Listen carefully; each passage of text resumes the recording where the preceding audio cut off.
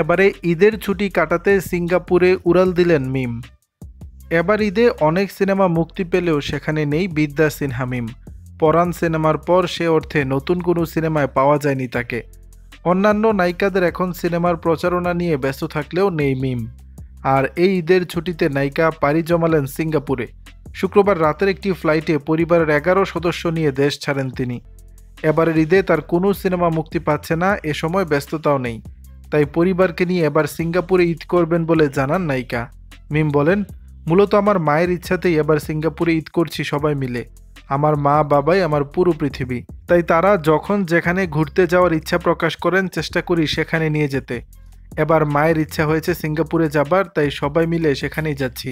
মিম জানান, এরই মধ্যে আগামী ঈদ উপলক্ষে তার অভিনীত 2টি বিজ্ঞাপন প্রচারে এসেছে। আরও 2টি বিজ্ঞাপন এবারের ঈদে প্রচারে আসার কথা রয়েছে। আগামী 15ই এপ্রিল দেশে ফিরবেন তিনি। দর্শক, বিষয়টি নিয়ে আপনাদের মতামত জানাবেন নিচের কমেন্ট বক্সে।